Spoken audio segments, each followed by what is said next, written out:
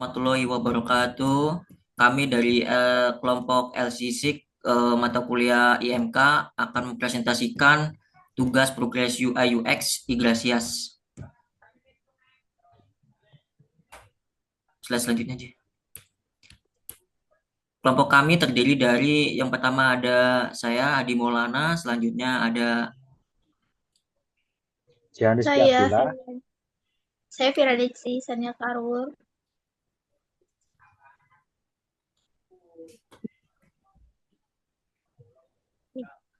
Untuk progres step 1, laporan analisis. Yang pertama ada proses bisnis keseluruhan. Sistem atau website Iglesias merupakan sistem informasi akademik Telkom University yang digunakan oleh mahasiswa untuk mengakses berbagai layanan akademik, administrasi, dan informasi terkait studi. User dapat melakukan login, mengakses navigasi menu utama, dan memilih layanan yang diperlukan seperti pembayaran, registrasi, konsultasi akademik, serta informasi nilai.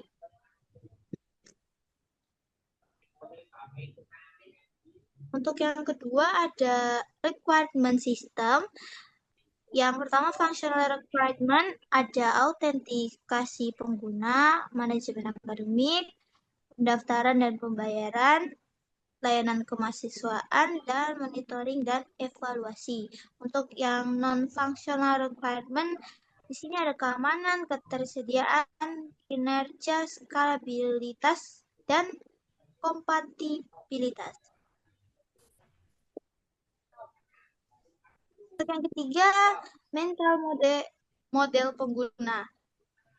Mahasiswa menganggap sistem sebagai tempat utama untuk mengakses semua layanan akademik. Mahasiswa mengharapkan navigasi yang sederhana dan mudah untuk menemukan informasi yang dibutuhkan. Pengguna memiliki ekspektasi bahwa sistem dapat diakses kapan saja tanpa gangguan teknis.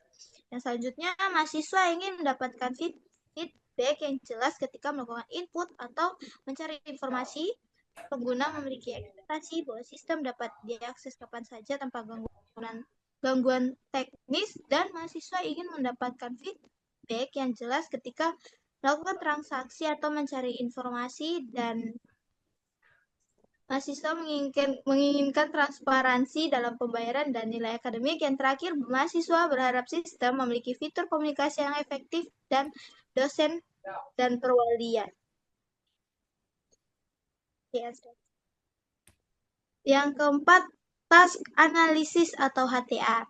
Sesuai dengan diagram task analisis dalam bentuk hierarchical task analysis atau HTA di atas, menggambarkan keseluruhan tugas dan interaksi pengguna dalam sistem Yggdrasil.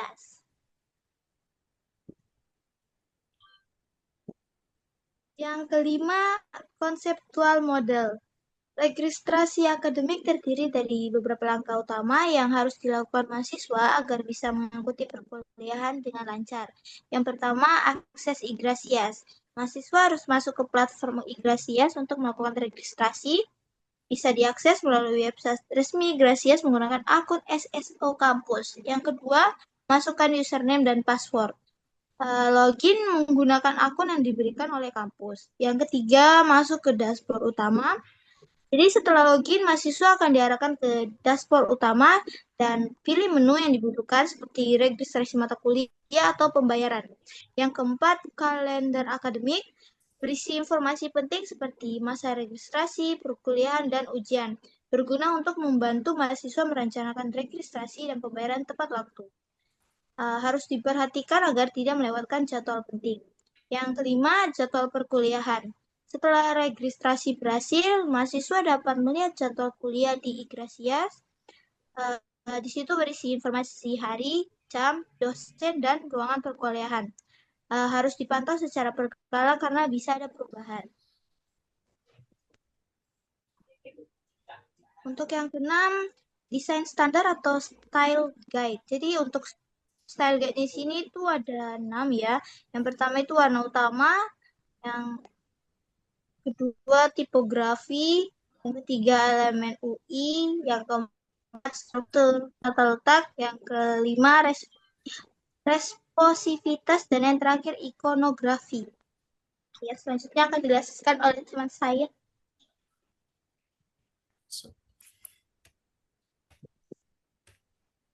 Baik, selanjutnya kita akan melanjutkan ke redesign UI Iglesias Telkom University.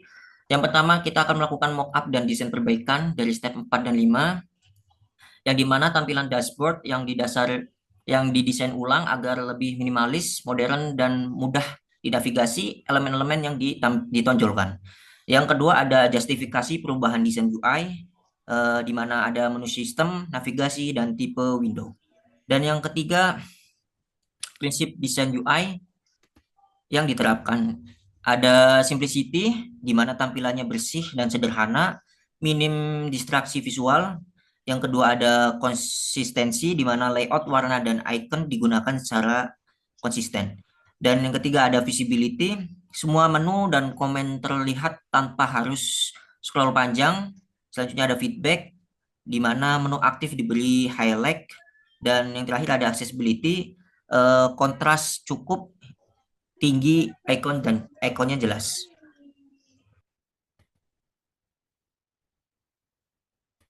Untuk bagian mockupnya sendiri di desain ulang dashboard ya di mana bisa kita lihat di layar, tampilan dashboard didesain ulang agar lebih minimalis, modern dan mudah dinavigasi.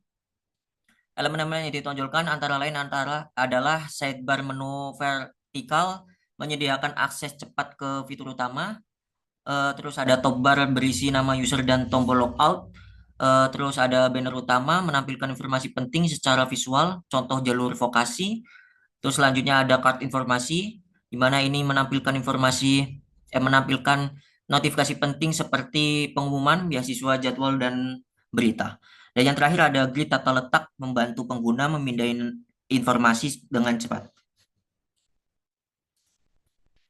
Selanjutnya untuk mockup yang sudah diperbaiki di pertemuan yang selanjutnya itu kami menampilkan informasi ringkas seperti pengumuman penting, jadwal berita, notifikasi terbaru, dan shortcut ke fitur penting.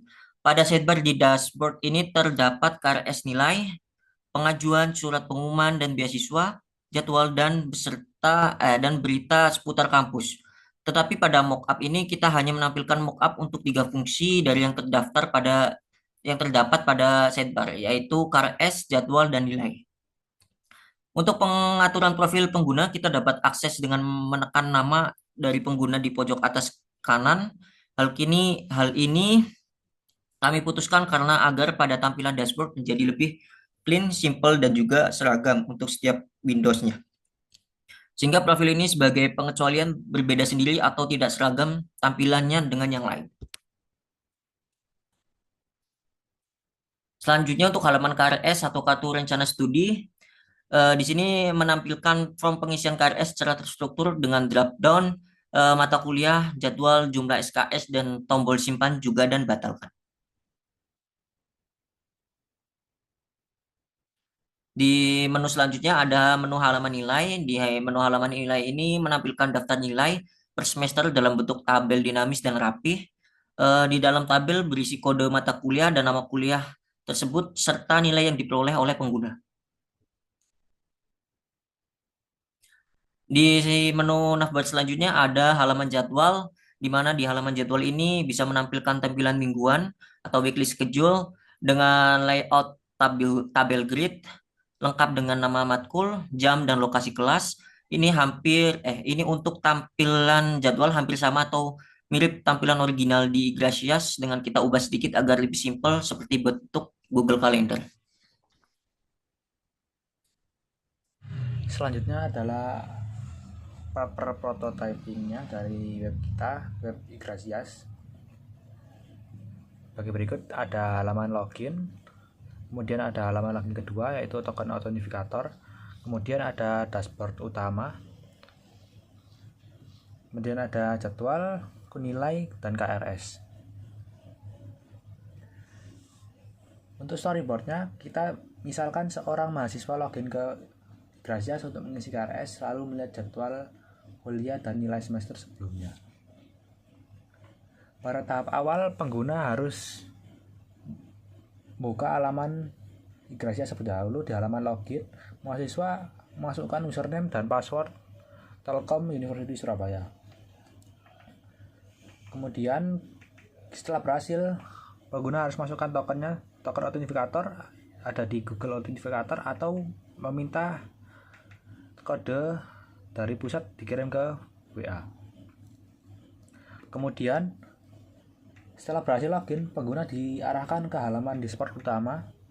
Di sini terlihat berbagai menu. Di sebelah kiri sidebar ada beranda, KRS, nilai, pengajuan surat, jadwal, wisuda, pembayaran, dan dispensasi. Kemudian kita klik halaman KRS. Pengguna memilih halaman KRS lalu masuk ke halaman pengisian kartu perencanaan studi ini. Di halaman ini tersedia drop down mata kuliah, pilihan SKS, dan tombol aksi seperti simpan dan batal. Setelah dari KRS, kita akan kembali ke dashboard utama untuk klik jadwal. Maka akan terkirim ke menu jadwal pojok kanan. Kemudian pengguna dapat melihat jadwal dan melihat apa saja jadwal yang ada, lengkap dengan nama mata kuliah, jam, dan ruang kelas nantinya. Desain ini sudah sangat simpel dan mirip seperti ada di Google Calendar. Kemudian klik menu lagi. Untuk kembali ke menu, kita akan pilih ke menu nilai. Maka akan lanjut ke menu nilai. Di halaman nilai ini, sistem menampilkan daftar nilai tiap mata kuliah dalam format tabel. Pengguna bisa memfilter berdasarkan semester dan mengunduh KS yang diperlukan.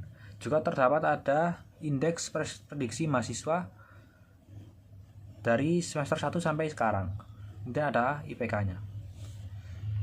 Dengan desain ini, antarmuka baru ini, proses pengisian KRS, pengecekan jadwal, dan nilai akademik menjadi lebih intuitif, cepat, dan nyaman diakses oleh mahasiswa.